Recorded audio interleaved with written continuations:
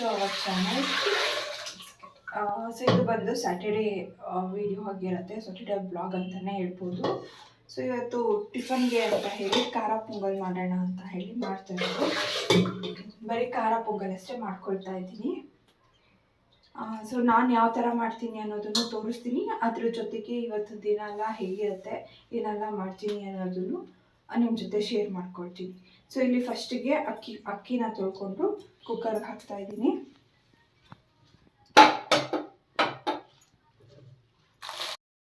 ಮತ್ತು ಇಲ್ಲಿ ಹೆಸರು ಬೇಳೆ ಎರಡನ್ನೂ ಒಟ್ಟಿಗೆ ಕೂಗಿಸ್ಕೊಳ್ತೀನಿ. ಸೊ ಇವತ್ತು ಇನ್ನೊಂದು ಸ್ಪೆಷಲ್ ಏನು ಅಂದರೆ ಏಕಾದಶಿ ಹಬ್ಬ. ಆ್ಯಕ್ಚುಲಿ ಇವತ್ತು ಹೇಳಬೇಕು ಅಂದರೆ ಉಪವಾಸ ಇರಬೇಕು, ಪೂಜೆ ಮಾಡಬೇಕು. ಸೊ ಅದನ್ನು ಬಿಟ್ಟು ನಾನು ಇವತ್ತು ಪೊಂಗಲ್ ಖಾರ ಪೊಂಗಲ್ ಮಾಡ್ಕೊಂಡು ತಿಂತಾ ಇದ್ದೀನಿ. ಕಿಚಡಿ ಅಂತಲೂ ಹೇಳ್ಬೋದು ಇದನ್ನು.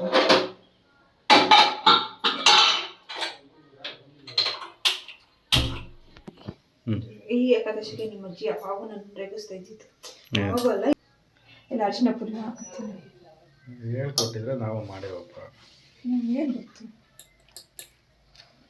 ಸಾಕನ್ಸುತ್ತೆ. ಅದ ಕ್ಲೀನಾಗಿ ಕೂಗಿಸ್ಕೊಂಡ್ಬಿಡ್ತೀನಿ.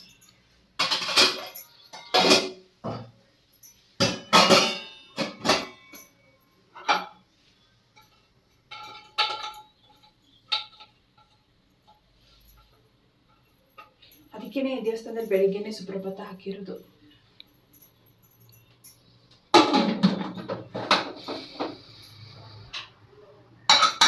ಕೂಗಿಸ್ಕೊಂಡ್ಬಿಡ್ತೀನಿ. ಆಮೇಲೆ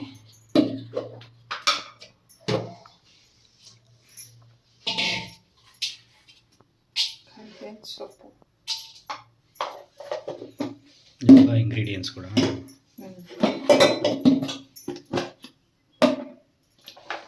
ಹಸಿಮೆಣಸಿನ್ಕಾಯಿ ಸ್ವಲ್ಪ ಹಾಕ್ತೀನಿ. ಖಾರ ನನ್ನ ಮಗ ಖಾರ ಜಾಸ್ತಿ ತಿನ್ಬಾರ್ದು ಒಂದು 2 ದಿನ.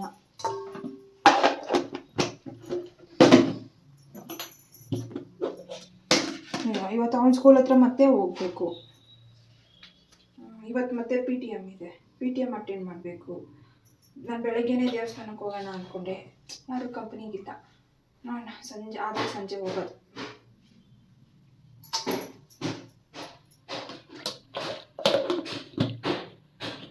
ಹೊಡೆದೈತೆ, ಕೂಗಿಸ್ಕೊಂಡಿದ್ದೀನಿ. ಇಲ್ಲಿ ಫಸ್ಟ್ ಮೆಣಸು ಮತ್ತು ಜೀರಿಗೆನ ಹುರ್ಕೊಳ್ಳೋಣ ಅಂತ ಹುರ್ಕೋತೀನಿ.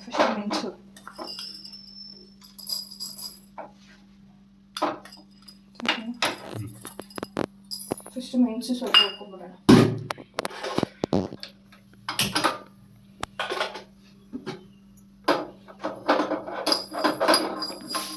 ಎಲ್ಲ ಒಟ್ಟಿಗೆ ಹಾಕಿ ಹುರ್ಕೊಂಡ್ಬಿಡೋದು. ಫಸ್ಟು ಮೆಣಸು ಜಾಸ್ತಿ ಇದಾಗ್ಬೋದು.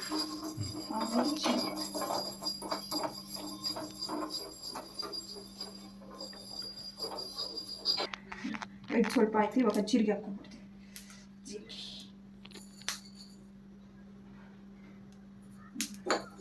ಚಟಪಟ ಜೀರಿಗೆ.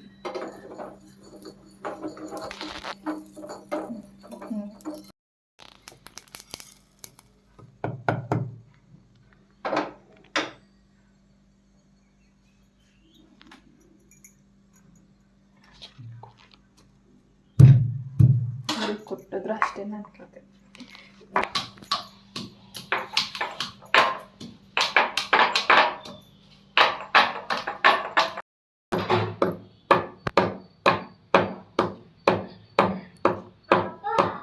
ಚೆನ್ನಾಗಿ ಬರ್ತದೆ ಸ್ಮೆಲ್.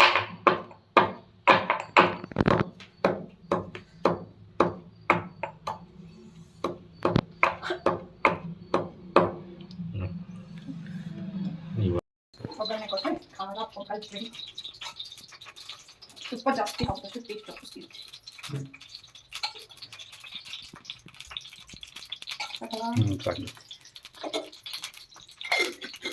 ಸೊಪ್ಪು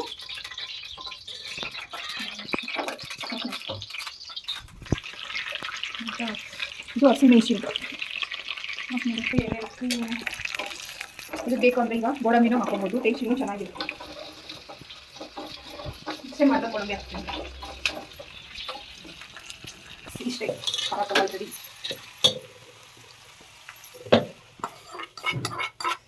ಆಮೇಲೆ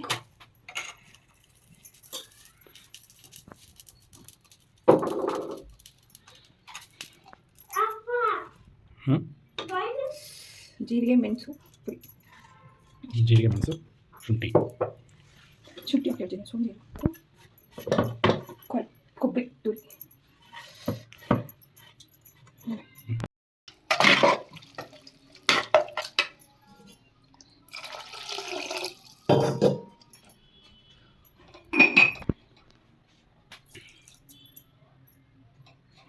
ಇದು ತೆಳ್ಳಗಬೇಕಲ್ವ, ಅದಕ್ಕೆ ಎಷ್ಟು ನೀರು ಬೇಕೋ ಅಷ್ಟು ಸೇರಿಸ್ಕೊಂಡು ಉಪ್ಪು ಹಾಕ್ಕೊಳ್ತೀನಿ. ಆಮೇಲೆ ಇನ್ನು ಚೂರು ತುಪ್ಪ ಹಾಕ್ತೀನಿ. ತುಪ್ಪ ಹಾಕಿದಷ್ಟು ಟೇಸ್ಟ್ ಜಾಸ್ತಿ. ಅಂದರೆ ಇದನ್ನು ನಾವು ಸ್ಕೂಲ್ಗೆ ಹೋಗ್ಬೇಕಾದ್ರೆ ನಾವೆಲ್ಲ ಸ್ಕೂಲ್ಗೆ ಹೋಗ್ಬಿಟ್ಟು ಫ್ರೀ ಸಲ ಮಿಸ್ಸೇ ಆಗ್ತಿರಲಿಲ್ಲ. ನಾನಂತೂ ಇಸ್ಕಾನ್ ಊಟದಲ್ಲಿ ಬರೋದದು ಚೆನ್ನಾಗಿತ್ತು. ನಾವು ಇಸ್ಕಾನ್ ಊಟದಲ್ಲೇ ತಿಂತಾ ಇದ್ದಿದ್ದು, ಅದನ್ನೇ ಹೇಳಿದ್ದು. ಯಾರ್ಯಾರು ತಿಂದಿದ್ದಾರೆ ಕಮೆಂಟ್ ಮಾಡಿ. ಈ ಥರ ಪೊಂಗಲ್ ಸ್ಕೂಲ್ ಈ ಟೈಮಲ್ಲಿ ಥರ ಪೊಂಗಲ್ ಅಲ್ಲ, ಇಸ್ಕಾನ್ ಪೊಂಗಲ್ ಅದು. ಇದೇ ಥರನೇ ಇರೋದು. ಕೆಲವೊಂದು ಸತಿ ತಿನ್ನಕ್ಕೆ ಇಷ್ಟ ಆಗ್ತಿರ್ಲಿಲ್ಲ, ಬಟ್ ಇವಾಗ ತಿನ್ಬೇಕು ಅಂದ್ರೂ ಸಿಗಲ್ಲ. ಸಿಗಲ್ಲ ಸಿಗಲ್ಲ. ಇವಾಗ ಕೊಡ್ತಾರೆ ಹಂಗ ಗೊತ್ತಿಲ್ಲ. ದೇವಸ್ಥಾನ ಸಿಗುತ್ತೆ, ಆದರೆ ಸ್ಕೂಲಲ್ಲಿ ಸಿಗಲ್ಲ. ದೇವಸ್ಥಾನಕ್ಕೆ ಹೋಗಿ ಹೋಗಿ ತಿನ್ಬೋದು. ಈ ಎಲ್ಲಿ ಎಲ್ಲ ಕಡೆ ರಶ್ ದೇವಸ್ಥಾನಕ್ಕೆ ಹೋಗ್ತಾ ಯಪ್ಪ. ಇನ್ನೊಂಚೂರು ತುಪ್ಪ ಹಾಕೋತೀನಿ.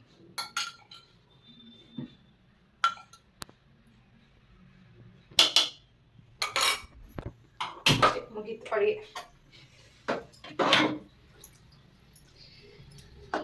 ಕ್ಲೀನಾಗಿ ಕುದಿಸ್ಕೊಂಡು ಇದು ಮಾಡೋದಷ್ಟೇ. ನನ್ನ ಮನೆಯವ್ರು ತಿಂಡಿ ಮಾಡ್ಕೋತಾರೆ, ನಾನು ಹೊರಗಡೆ ಕ್ಲೀನಿಗೆ ಹೋಗ್ತೀನಿ. Welcome back guys. ಮನೆಯವರು ಆಫೀಸ್ಗೆ ಹೊರಟು ಟಿಫನ್ ಮಾಡ್ಕೊಂಡು ಆಫೀಸಿಗೆ ಹೊರಟು, ಅದಾದಮೇಲೆ ನಾನು ಮನೆಗೆ ಕೆಲಸ ಅಂದರೆ ರಂಗೋಲಿ ಬಾಗಿಲು ನೀರೆಲ್ಲ ಹಾಕಿ ರಂಗೋಲಿ ಬಿಟ್ಟು ಮನೆಗೆ ಒರೆಸಿ ಕ್ಲೀನಾಗಿ ಅದಾದಮೇಲೆ ಈಗ ಫ್ರೆಶ್ ಅಪ್ ಆಗಿ, ಅಂದರೆ ಲಾಸ್ಟ್ ವೀಕು ನನ್ನ ಮಗನ ಅಮ್ಮ ಅಂತ ಗೊತ್ತಾ, ಅಂದರೆ ಅಮಾವಾಸ್ಯೆ ಟೈಮಲ್ಲಿ ನನಗೆ ಗೊತ್ತಾಗಿತ್ತು. ಸೊ ಅವಾಗ ನಾನು ಹಿಂದಿನ ದಿನ ಅಮಾವಾಸ್ಯೆ ನಾಳೆ ಅಂದರೆ ಇವತ್ತಿನ ದಿನ ನನಗೆ ಗೊತ್ತಾಗಿತ್ತು. ಸೊ ದೇವ್ರ ಸಾಮಾನೆಲ್ಲ ಕ್ಲೀನ್ ಮಾಡೋಣ ಅಂತ ಹೇಳಿ ಕ್ಲೀನ್ ಮಾಡ್ತಿದ್ದೆ. ಅವ್ರು ಹಾಸ್ಪಿಟ್ಲಿಗೆ ಹೋಗಿದ್ರು. ಸೊ ಹಾಗಾಗಿ ಅದನ್ನು ಅರ್ಧಕ್ಕೆ ನಿಲ್ಲಿಸಿದ್ದೆ. ಮತ್ತು ನಿನ್ನೆ ಹಿಂಗೂ ಕಳಶ ಎಲ್ಲ ಕದಲಿಸಿದ್ನಲ್ವಾ ಅಂತ ಹೇಳಿ ನಿನ್ನೆ ಮತ್ತೆ ಕ್ಲೀನಾಗಿ ವಾಶ್ ಮಾಡಿಕೊಂಡು ಎಲ್ಲ ಪೂರ್ತಿ ಅರೇಂಜ್ ಆಗಿದೆ. ಕಳಶಕ್ಕೆಳೆ ಮತ್ತು ಹೂವು ಇಟ್ಟು ಪೂಜೆ ಮಾಡೋಣ. ಸೊ ಈ ಪೂಜೆನ ಮಾರ್ನಿಂಗ್ ಪೂಜೆನ ನಾನೇ ಮಾಡ್ತಾ ಇರೋದು. ನನ್ನ ಮಗ ಹುಷಾರಾಗಿದ್ದಿದ್ದರೆ ಅವನ ಕೈಲೇ ಪೂಜೆ ಮಾಡಿಸ್ತಿದ್ದೆ. ಅಂದರೆ ಅವ್ನು ಹುಷಾರಾಗಿದ್ದ, ಬಟ್ ಇನ್ನೂ ಒಂದು ಸ್ವಲ್ಪ ದಿನ ಬೇಡ ಅಂತ ಹೇಳಿ ನಾನೇ ಪೂಜೆ ಮಾಡ್ತಾಯಿದ್ದೀನಿ. ಸೊ ಪೂಜೆ ಮಾಡಿಕೊಂಡು ಅಲ್ಲ ಅಮ್ಮ ಮನೆಗೆ ಹೋಗಿ ಹಾಗೆ ಸ್ಕೂಲ್ ಹತ್ರ ಹೋಗಬೇಕಿತ್ತು. ಪಿ ಟಿ ಎಮ್ ಮಾಡಬೇಕಿತ್ತು. ಪಿ ಟಿ ಎಮ್ಮಲ್ಲಿ ಅಟೆಂಡ್ ಮಾಡಿಕೊಂಡು ಸೊ ಈವ್ನಿಂಗಾಗಿ ಮತ್ತೆ ದೇವಸ್ಥಾನಕ್ಕೆ ಹೋಗೋಣ ಅಂತ ಪ್ಲ್ಯಾನ್ ಮಾಡ್ಕೊಂಡಿದ್ದು. ಸೊ ಸ್ಯಾಟರ್ಡೇ ಅಂತೂ ಆದಷ್ಟು ನಾವು ಟ್ರೈ ಮಾಡ್ತೀವಿ ದೇವಸ್ಥಾನಕ್ಕೆ ಹೋಗೋದಕ್ಕೆ. ಅಂದರೆ ಮಿಸ್ ಆಗೋದಿಲ್ಲ, ಕೆಲವೊಂದು ರೀಸನ್ಸಿಂದ ಮಿಸ್ ಆಗೇ ಆಗುತ್ತೆ. ಆದಷ್ಟು ಟ್ರೈ ಮಾಡ್ತೀವಿ. ಸೊ ಅದೇ ಥರನೇ ಯೋಚನೆ ಮಾಡ್ಕೊಂಡು ಹೊರಟಿದ್ದು. ಸೊ ಹೂವು ನಾನು ಅಂದರೆ ಅವತ್ತು ಏನು ಅಮಾವಾಸ್ಯೆಗೆ ತರಿಸಿದ್ದೆ ಪೂಜೆ ಮಾಡಬೇಕು ಅಂತ ಹೇಳಿ.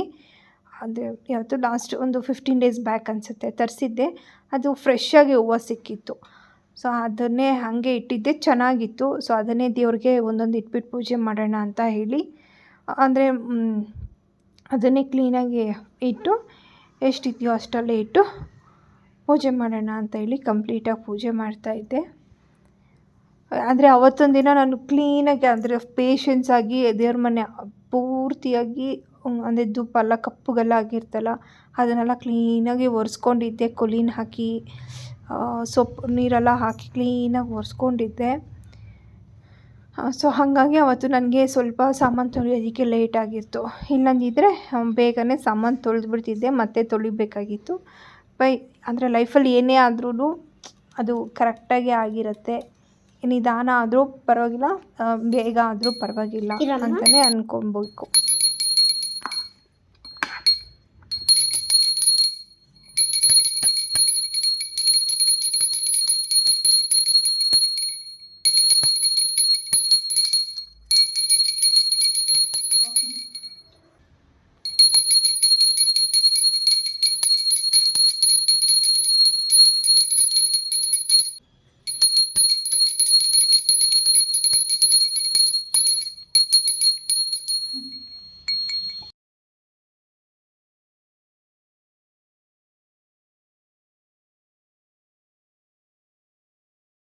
ಸೊ ಇಲ್ಲಿ ಬಂದು ನನ್ನ ಮಗ ಯಾವಾಗೂ ದೀಪ ಹಚ್ಚಿ ಆರತಿ ಮಾಡಿ ನಮಗೆ ಈ ಥರ ಕೊಡೋನು.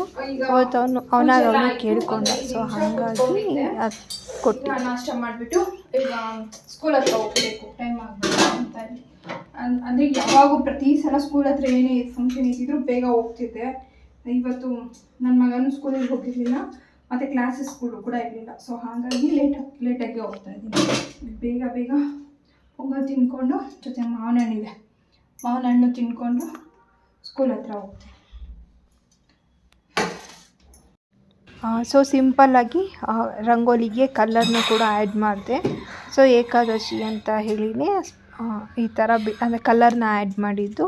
ಮನೆ ಮುಂದೆ ಮತ್ತು ಗೇಟ್ ಹತ್ರ ಎರಡೂ ಕಡೆಯೂ ಲೈಟಾಗಿ ಸ್ವಲ್ಪ ಕಲರ್ಸ್ನ ಆ್ಯಡ್ ಮಾಡಿದ್ದೀನಿ. ಅದಾದಮೇಲೆ ಮತ್ತೆ ಸಂಜೆ ಈವ್ನಿಂಗು ಮನೆಗೆ ಬಂದು ನಮ್ಮ ಮನೆಯವರು ದೀಪ ಹಚ್ತಾ ಇದ್ದಾರೆ.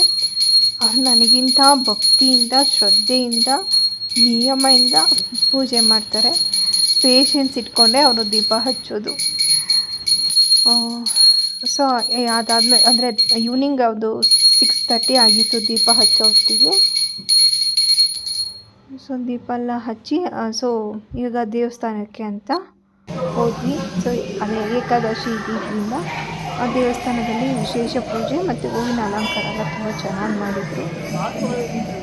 ತುಂಬ ಜನನೂ ಇದ್ದರು, ರಶ್ಶು ಕೂಡ ಇತ್ತು.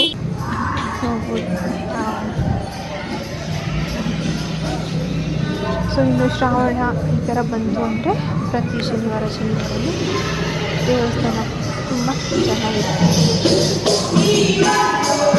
ಆಷಾಢ, ಶ್ರಾವಣ, ಗಣೇಶ ಹಬ್ಬ ಮುಗಿಯೋವರೆಗೂ ಜಾಸ್ತಿ ಪೂಜೆಗಳು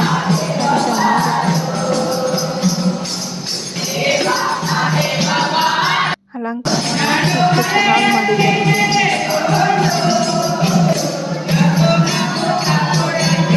ಸೊ ವಿಡಿಯೋನಲ್ಲಿ ದೇವರನ್ನ ಕ್ಲಿಯರಾಗಿ ಕ್ಯಾಪ್ಚರ್ ಮಾಡ್ಕೊಳಕ್ಕಾಯಿತು. ಸೊ ನೀವು ಅಲ್ಲಿಂದಲೇ ದರ್ಶನ ಮಾಡಿಕೊಂಡು ನಿಮ್ಮ ಮನಸ್ಸಲ್ಲಿರೋ ಇಷ್ಟಾರ್ಥಗಳನ್ನ ದೇವ್ರ ಹತ್ರ ಹೇಳ್ಕೊಳ್ಳಿ, ಬೇಗ ಅದೆಲ್ಲ ನೆರವೇರಲಿ. ಸೊ ಅದಾದಮೇಲೆ ದಾರಿನಲ್ಲಿ ಬರ್ತಾ ಅದೇ ಹಳೆ ವಿಡಿಯೋನೆಲ್ಲ ಹೇಳಿದ್ನಲ್ವ. ಸೊ ಆಂಜನೇಯ ದೇವಸ್ಥಾನ ಸಿಗುತ್ತೆ. ಸೊ ಅಲ್ಲಿ ಕೂಡ ದರ್ಶನ ಮುಗಿಸ್ಕೊಂಡು ಸೊ ಮಾರನೇ ದಿನ ಅಂದರೆ ಸಂಡೇ ಮತ್ತೊಂದು ಸೊ ಅದಕ್ಕೆ ಕೆಲವೊಂದು ಐಟಮ್ಸ್ಗಳನ್ನ ತಗೊಳ್ಳೋದಿತ್ತು.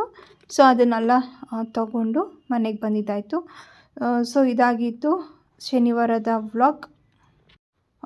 ಸೊ ನಾಳೆ ಯಾವ ದೇವಸ್ಥಾನಕ್ಕೆ ಹೋಗ್ತೀವಿ ಅನ್ನೋದನ್ನು ನೆಕ್ಸ್ಟ್ ವಿಡಿಯೋದಲ್ಲಿ ಶೇರ್ ಮಾಡ್ಕೊಳ್ತೀನಿ. ಸೊ ಈ ವಿಡಿಯೋನ ಪೂರ್ತಿಯಾಗಿ ನೋಡಿ ಸಬ್ಸ್ಕ್ರೈಬ್ ಮಾಡ್ಕೊಳ್ಳಿ. ಸಬ್ಸ್ಕ್ರೈಬ್ ಮಾಡ್ಕೊಳ್ದೇ ಇರೋರೆಲ್ಲ ಸಬ್ಸ್ಕ್ರೈಬ್ ಮಾಡ್ಕೊಳ್ಳಿ. ಆ್ಯಂಡ್ ಲೈಕ್ ಮಾಡಿ, ಶೇರ್ ಮಾಡಿ, ಕಮೆಂಟ್ ಮಾಡಿ, ನಿಮ್ಮ ಫ್ಯಾಮಿಲಿ ಆ್ಯಂಡ್ ಫ್ರೆಂಡ್ಸಿಗೆ ಕೂಡ ಶೇರ್ ಮಾಡಿ. ಆ್ಯಂಡ್ ಯಾರೆಲ್ಲ ಸಬ್ಸ್ಕ್ರೈಬ್ ಆಗಿ ನೋಡ್ತಾ ಇದ್ದೀರೋ ಅವ್ರಿಗೆಲ್ಲ ಥ್ಯಾಂಕ್ ಯು. ಸಿಗ್ತೀನಿ ಇನ್ನೊಂದು ಹೊಸ ವಿಡಿಯೋದಲ್ಲಿ. ಅಲ್ಲಿವರೆಗೂ ಥ್ಯಾಂಕ್ ಯು.